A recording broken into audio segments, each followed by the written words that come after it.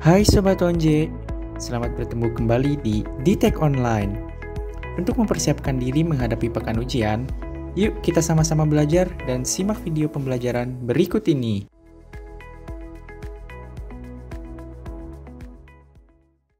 Oke, halo teman-teman. Pada kesempatan kali ini, saya akan membahas dua soal latihan tes Fisika Dasar 1 terkait kinematika, baik dalam satu dimensi maupun dalam dua dimensi. Yang pertama, nomor 1. Sebuah mobil dengan massa 800 kg bergerak lurus dengan kecepatan awal 36 km per jam. Setelah menempuh jarak 150 meter, kecepatannya menjadi 72 km per jam. Berapakah waktu tempuh mobil tersebut? Oke, langkah pertama yang harus kita lakukan adalah menulis terlebih dahulu, diketahui, dan ditanya. Karena dengan menulis dua hal tersebut, kita mampu mengerjakan soal dengan lebih baik. Untuk yang pertama, diketahui kecepatan awal mobil atau V0 sama dengan 36 km per jam. Setelah menempuh jarak 150 meter, kecepatannya menjadi 72 km per jam. Nah, ini berarti VT mobil tersebut adalah 72 km per jam dengan posisi akhir atau XT sama dengan 150 meter dengan asumsi X0-nya adalah dari titik 0. Yang ditanya adalah waktu tempuh mobil tersebut dalam second atau detik. Oke, pertama-tama, dalam kasus kinematika, baik dalam gerak satu dimensi maupun gerak dalam dua dimensi, massa benda dapat diabaikan karena massa benda tidak mempengaruhi kinematika gerak benda. Maka dari itu, kita bisa langsung ke pengubahan satuan. Kenapa harus mengubah satuan? Karena V0 dan VT satuannya masih kilometer per jam. Sedangkan kita harus mengubahnya ke satuan yang SI. Bagaimana caranya? Dari kilometer ke meter itu dikali 1000. Makanya 36 dikali 1000. Lalu karena ini per, berarti di bawah, per, dari jam ke second, dikali 3600. Makanya jadi 36 dikali 1000 dibagi 3600. Hasilnya adalah 10 meter per second. Lakukan hal yang sama juga untuk VT, sehingga mendapat VT sama dengan 20 meter per second. Oke, sebelum mencari waktu, kita harus cari dulu percepatan mobil. Kita bisa menggunakan rumus VT kuadrat sama dengan V0 kuadrat ditambah 2A dikali delta X. Dengan delta X adalah XT dikurangin X0. Lalu kita masukkan saja angka-angkanya 20 kuadrat sama dengan 10 kuadrat ditambah 2 dikali A dikali 150 dikurangin 0. Kita menyelesaikan persamaannya, lalu kita mendapat nilai A sama dengan 1 meter per second kuadrat. Setelah mendapat nilai percepatan, barulah kita mampu menghitung waktu. Kita gunakan saja rumus VT sama dengan V0 ditambah AT. 20 sama dengan 10 ditambah 1 dikali T. Tinggal masukin aja angkanya, dapat T-nya 10 second. Jadi, waktu tempuh mobil dari posisi awal hingga mencapai jarak 150 meter adalah 10 second.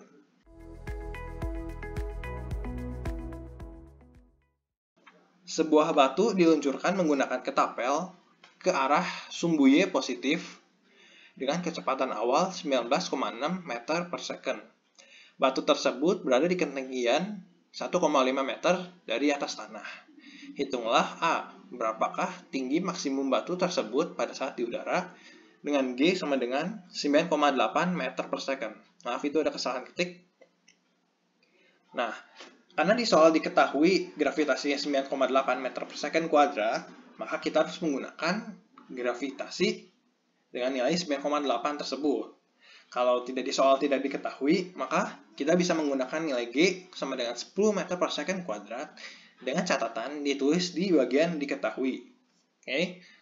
Nah, kita langsung masuk ke perhitungan. Karena batu mencapai titik maksimum saat berada di udara, maka nilai kecepatan akhirnya sama dengan 0. Sehingga dapat bisa dinilai YT atau ketinggian batu saat tepat akan jatuh atau saat batu itu maksimum berada di udara. Kita gunakan rumus VT kuadrat sama dengan V0 kuadrat ditambah 2AY. Nah, karena batu tadi mengalami gerak vertikal ke atas, nilai A bisa kita ganti dengan nilai min G. Kenapa min G? Karena gerak vertikal ke atas melawan arah gravitasi, sehingga G-nya kita harus kalikan dengan minus. Sehingga rumusnya menjadi VT kuadrat sama dengan V0 kuadrat dikurangin 2GY. Kita masukin angkanya semua, didapatlah Y atau posisi batu saat berada di udara itu 19,6 meter dari titik awal atau Y0. Sehingga ketinggian maksimum benda didapat dengan cara menjumlahkan posisi awal ditambah posisi benda di atas Y0. Jadi kita bisa menjumlahkan 19,6 meter ditambah 1,5 meter tadi yang ada di soal. Didapatlah hasilnya 21,1 meter. Nah, jadi tinggi maksimum batu tersebut dari permukaan tanah adalah 21,1 meter. Yang B, berapakah waktu yang dibutuhkan batu saat diluncurkan dari titik awal hingga tiba di tanah? Untuk membahas soal ini, kita meninjau dua jenis gerak, yaitu ada gerak vertikal ke atas dan gerak jatuh bebas. Gerak ini harus kita tinjau masing-masing. Pertama, kita tinjau dulu gerak vertikal ke atas. Gerak vertikal ke atas menggunakan rumus Y sama dengan V0T tambah setengah GT kuadrat. Dengan catatan, nilai G tersebut harus minus, karena dia gerak vertikal yang melawan arah gravitasi. Sehingga rumusnya menjadi Y sama dengan V0T dikurang setengah GT kuadrat. Nah, kita masukin aja angkanya, 19,6 sama dengan 19,6T dikurang setengah dikali 9,8 dikali T kuadrat. Nah, untuk menyederhanakannya, kita bisa langsung membaginya dengan 9,8. Membagi semua ruas. Dapatlah 2 sama dengan 2T min setengah T kuadrat. Nah, kita bisa kali lagi dengan angka 2. Yaitu menjadi 4 sama dengan 4T min T kuadrat. Nah, dengan menyelesaikan persamaan tersebut, kita mendapat bahwa T1 atau gerak T waktu gerak vertikal ke atas adalah 2 second. Nah, lalu kita meninjau gerak jatuh bebasnya. Pada gerak jatuh bebas atau disingkat GJB, nilai kecepatan awal sama dengan 0. Maka kita dapat menggunakan rumus Y sama dengan V0 kali T ditambah setengah GT kuadrat. Nah, karena GJB ini merupakan gerak yang searah dengan gaya gravitasi, maka nilai G bernilai positif, sehingga nggak ada perubahan tanda sama sekali. Jadi kita tinggal langsung masukin angkanya. Nah, kita masukin Y-nya itu 21,1 meter yang sudah kita hitung di bagian awal. Kenapa? Karena sekarang itu tinjauan bendanya itu adalah gerak jatuh bebas. Berarti dia itu gerak bendanya ada di atas udara di titik maksimum, terus dia jatuh. Nah, makanya kita pakai Y-nya itu yang 21,1 meter. Untuk V0 hambatan 0, maka V0 kali T-nya hambatan 0 ditambah setengah dikali 9,8 dikali T kuadrat. Nah, dengan menyelesaikan persamaan di atas, kita mendapat bahwa nilai T2 atau T gerak jatuh bebas si benda tersebut adalah 2,08 second. Jadi kita bisa menyimpulkan bahwa waktu total benda dari titik awal sampai jatuh di tanah lagi adalah penjumlahan dari T1 dan T2, yakni 2 ditambah 2,08 second. Nah, ini merupakan jawaban akhir. Jadi, waktu yang dibutuhkan si batu tersebut dari tanah sampai dilempar sampai dia ke tanah lagi itu adalah 4,8 second.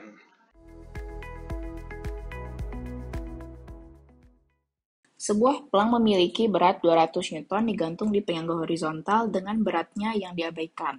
Tentukan gaya tegangan T terhadap penyangga dan tembok. Nah, kita jadi punya suatu pelang restoran, itu disangga oleh penyangga horizontal. Nah, kita ini disuruh cari gaya tegangan T terhadap penyangga dan juga tembok.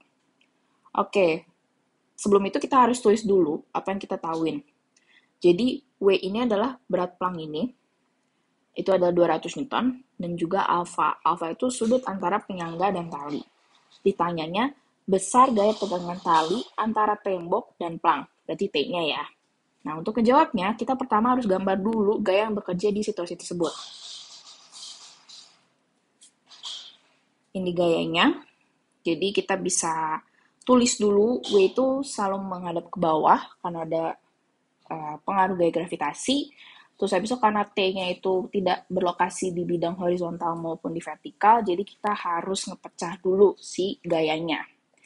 Dan di sini ada Tx dan juga ada Ty, begitu. Kemudian menghitung gaya yang bekerja di sumbu Y.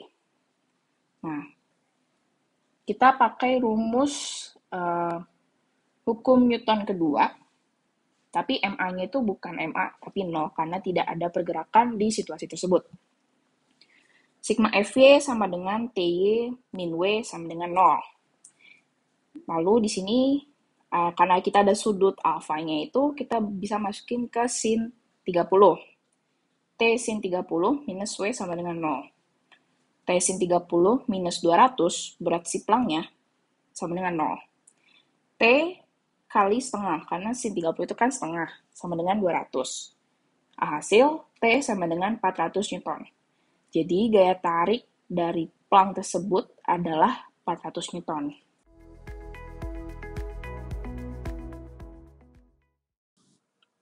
Ada dua beban yang dihubungkan oleh tali tergantung di katrol.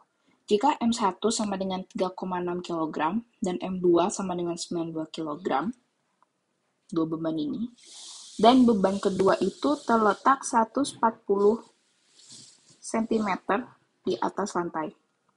Maka berapa lama balok kedua sampai di lantai? Oke, jadi kita tahu bahwa M1 itu sama dengan 3,6 kg. M2 sama dengan 9,2 kg, dan S 140 cm. S itu adalah jarak antara balok 2 dengan lantai. Terus ditanya, berapa lama waktu agar balok kedua sampai di lantai? Itu aku simbolin T kecil dalam satuan sekon. Untuk dijawabnya, pertama kita gambar gaya yang ada di situasi tersebut. Nah, seperti ini. M1 itu mempunyai W1 dan juga ada gaya tegangannya. Lalu ada M2, itu yang ada beratnya ke 2, itu berarti ke bawah, dan juga T-nya yang ke atas. Kemudian menggunakan rumus hukum Newton 2, kita membuat dua persamaan. Persamaan pertama itu yang dari M1, dan persamaan kedua itu dari M2. Rinciannya F sama dengan MA, habis itu T min W1 sama dengan MA, habis itu T minus 36 sama dengan 3,6A, W2 min T sama dengan MA, 92 min T sama dengan 9,2A. Nah, ini tuh gimana sih? Nah, ini tuh sebenarnya aku rencanain bahwa si arahnya itu ke sini. Karena gimana pun juga, M2 itu kan memiliki berat yang lebih banyak dibanding M1, jadi gimana pun juga M2 akan jatuh ke bawah dan M1 akan naik, gitu. Nah, setelah udah dapet dua persamaan ini, lakukan substitusi dan eliminasi. Dengan substitusi dan eliminasi, kita mendapatkan A-nya, percepatan itu adalah 10 meter per sekon kuadrat. Selanjutnya, kita masukin ke rumus GLBB untuk mengetahui waktu yang diperlukan balok kedua untuk sampai di lantai. Kita pakai rumus S sama dengan V0T tambah setengah AT kuadrat. Di sini V0-nya aku kasih 0 karena dia emang dari diam.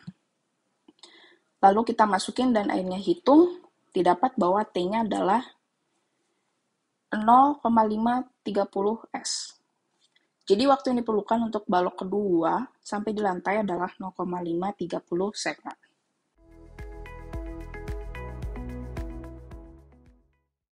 Selanjutnya kita membahas graf lingkar.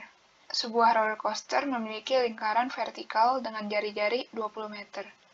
Dengan kecepatan minimum berapakah mobil roller coaster harus bergerak di bagian atas lingkaran sehingga penumpang tidak kehilangan kontak dengan kursi?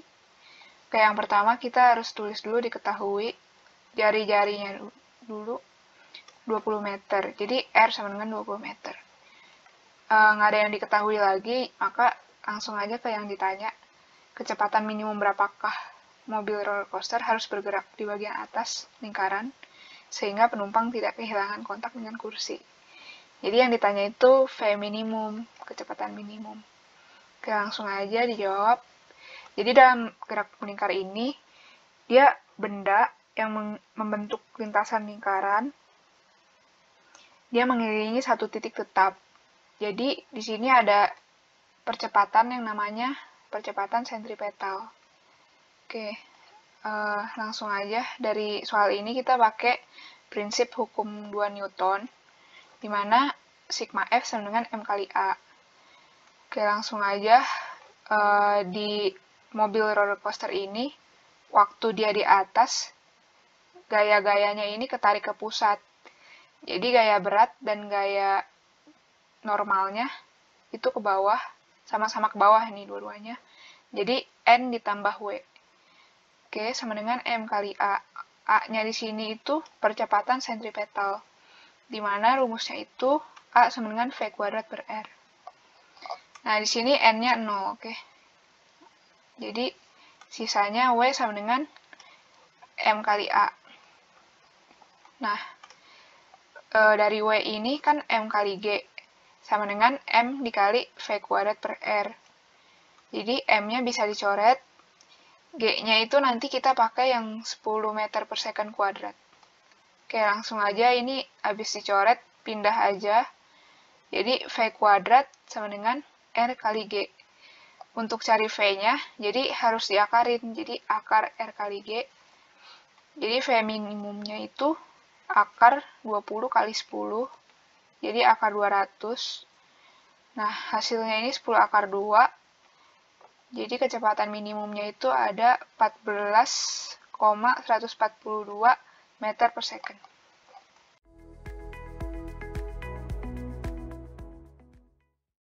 Selanjutnya, sebuah bandul memiliki panjang tali 0,6 meter dan bandul tersebut memiliki massa 1,5 kg. Pada dasar ayunannya, kecepatan bandul adalah 1,6 meter per second. A. Berapakah tegangan tali di dasar ayunan? B. Jelaskan mengapa tegangan tali lebih besar dari berat balok. Yang pertama kita cari dulu yang diketahui apa, yaitu panjang tali 0,6 meter. Jadi R sama dengan 0,6 meter. Masanya 1,5 kg, di mana untuk cari beratnya, massa dikali gravitasi 10. Jadi 1,5 dikali 10 sama dengan 15 Newton. Terus kecepatan bandulnya itu 1,6 meter per second. Jadi kita punya V sama dengan 1,6 meter per second. Yang ditanya itu yang A, tegangan tali di dasar ayunan. Jadi yang ditanya itu T. Yang B, mengapa tegangan tali lebih besar daripada berat balok. Jadi kenapa T lebih besar dari W. Oke, cara jawabnya sama kayak tadi, pakai hukum 2 Newton. Di mana sigma F sama dengan M kali A. Oke, di bandul ini selalu ada tali yang menarik benda. Jadi, tegangan tali dikurang berat benda. Sama dengan M dikali A. Nah, ini dipindah aja W-nya ke kanan. Si A ini itu percepatan sentripetal yang kayak tadi, V kuadrat per R. Nah, langsung aja di sini M dikali V kuadrat per R ditambah W. M-nya itu 1,5 kg, kita bisa dapat dari soal. V-nya itu 1,6. Ada juga di soal. R-nya itu 0,6 diketahui. W-nya itu 15 dari massa dikali 10 tadi. Nah, setelah dihitung kita dapat tegangan talinya 21,4 Newton. Selanjutnya yang B, untuk buktiin T lebih besar daripada W itu dengan cara hukum 2 Newton, di mana sigma F sama dengan M kali A. Jadi yang kayak tadi, dalam bandul itu tegangan tali menarik benda. Jadi tegangan tali selalu lebih besar daripada berat bendanya. Nah, di sini T min W sama dengan M dikali V kuadrat per R. Jadi untuk cari tegangannya itu mv kuadrat per R ditambah W. Jadi otomatis T lebih besar daripada W.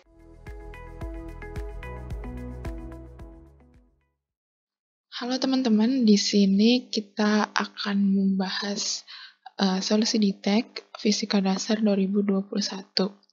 Nah, di sini kita punya soal kerikil sebesar 51 gram ditembakkan lurus ke atas dengan menggunakan ketapel, yang mana konstanta pegasnya adalah 320 Newton per meter. Ketapel awalnya ditarik sejauh 0,2 meter. Pertanyaannya, berapa ketinggian maksimum di atas titik mulai yang dapat dicapai oleh kerikil tersebut? Nah, pertama-tama itu kita tulis diketahuinya dulu. Diketahui K-nya, konstanta pegasnya itu 320 Newton per meter. Nah, masanya itu diketahui 51 gram. Jadi, kita harus mengubah gram ini ke dalam kilogram. Jadi, 51 dikali 10 pangkat min 3 kilogram. Nah, X-nya ini, yaitu ditarik sejauh 0,2 meter. Oke, dah ditanyanya itu H. Berapa ketinggiannya? Itu H. Nah, pertama-tama itu kita gambar dulu kondisinya itu seperti apa. Nah, ini tuh anggap sebuah ketapel yang melengkungnya, lalu kerikil. Nah, jadi itu sebelum dilepas, kerikil itu tuh ditarik ke bawah sejauh 0,2. Kayak diregangkan gitu, 0,2. Terus dilepas, nah pasti dia bakal ke atas kan. Nah, kita tuh ditanya berapa sih ketinggian maksimum yang dapat dicapai kalau misalnya kita narik si ketapelnya itu sejauh 0,2 meter ke bawah. Nah, terus cara nyarinya itu kita tinjau energi mekanik. Jadi energi mekanik awal di titik ini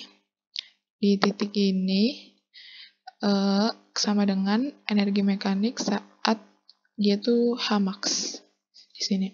Nah, itu kita tinjau gayanya. Gayanya itu ada energi potensial pegas 1, energi potensial 1, energi kinetik 1. Terus yang energi mekanik saat Hmax itu ada energi potensial pegas 2, energi potensial 2, dan energi kinetik 2. Nah, pada titik ini, itu dia cuma punya energi potensial pegas. Di sini, energi potensial pegas.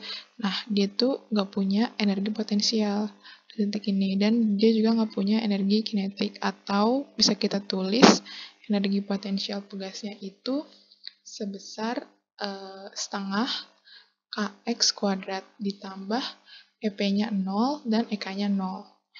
Lalu kita lihat ke energi saat dia Hmax.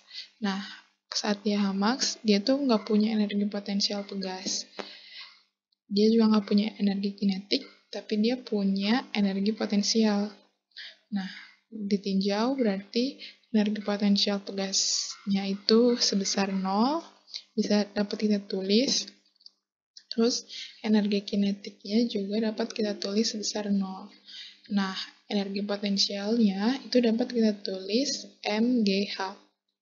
Massa dikali gravitasi dikali ketinggian. Lalu kita punya persamaan, jadinya setengah kx kuadrat sama dengan m dikali g dikali h. Oke, terus habis itu karena kita mencari h, kita pindahkan hanya ke ruas sebelah kiri. Jadi h sama dengan kx kuadrat per 2 dikali m dikali g.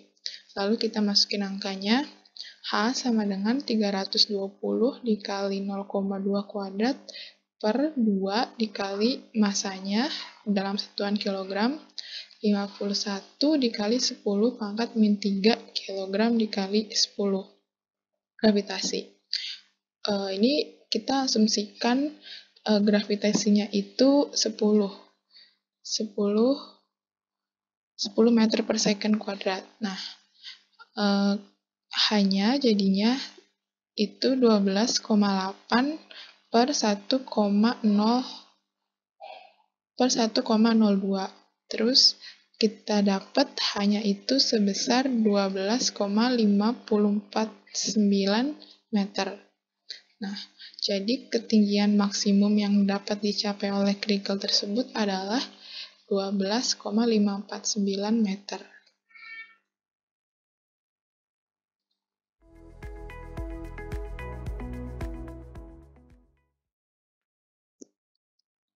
Halo teman-teman, di sini kita akan membahas soal fisika dasar 1. Di sini kita punya soal, George akan melakukan bungee jump dari sebuah jembatan yang berjarak 55 meter di atas sungai. Tali tersebut memiliki panjang 27 meter yang tidak teregang. Agar aman, tali tersebut harus menghentikan jatuhnya George saat dia berada setidaknya 2 meter di atas sungai. Jika George memiliki massa 75 kg, pertanyaannya, berapakah konstanta pegas minimum tali tersebut? Nah, di sini kita tulis dulu diketahuinya. Diketahuinya itu ada massanya 75 kg. Nah, jarak jembatan di mana George melompat dengan sungai di bawahnya itu kita simbolin sebagai D1. Itu 55 meter. Nah, panjang tali tersebut di saat dia tidak teregang, itu kita simbolin sebagai L, itu 27 meter. Nah, tali tersebut harus menghentikan jatuhnya George saat dia berada setidaknya 2 meter di atas sungai, sehingga kita dapat mengetahui bahwa jarak antara jembatan dengan titik George berhenti itu bisa kita hitung dengan D1 dikurang 2. Itu 55 dikurang 2, yaitu 53 meter. Nah, di sini kita simbolin sebagai Y. Ditanya K-nya atau konstanta pegasnya minimal. Nah, jawab itu pertama kita bikin U gravitasi dan U elastik. U gravitasi sama dengan U elastik. Nah, di sini U gravitasi itu MGY massa, gravitasi sama Y. Y itu ini jarak antara jembatan dengan titik George berhenti. Nah, itu U elastiknya. Kalau U elastiknya itu setengah KY stretch kuadrat. Nah, di sini kita mau cari K. Jadi K-nya itu dipindahin ke ruas kiri. Jadi kita punya persamaan K sama dengan 2 dikali MGY per Y stretch kuadrat. Nah, di sini kita punya K sama dengan 2 MGY per Y stretch. Nah, Y stretch-nya ini kita dapat dari jarak antara jembatan dengan titik George berhenti dikurang dengan panjang tali tersebut saat tidak meregang. Nah, jadi Y stretch ini kita mau tahu berapa sih panjang tali tersebut ketika dipakai itu meregangnya itu berapa meter. Nah, makanya kita jadinya Y dikurang L kuadrat. Nah, habis itu kita tinggal masukin angkanya. 2 dikali massanya, massa George itu 75 kg, dikali gravitasinya itu 10, diasumsikan, dan Y-nya itu tadi 53. Lalu, Y dikurang L. Y dikurang L itu 53 dikurang 27 kuadrat. Nah, nanti kita ketemu K, konstanta pegasnya itu 117,6 Newton per meter. Nah, dari sini kita bisa dapatkan bahwa jadi konstanta pegas minimum tali bungee tersebut agar dapat menahan George setidaknya 2 meter di atas sungai adalah 117,6 Newton per meter.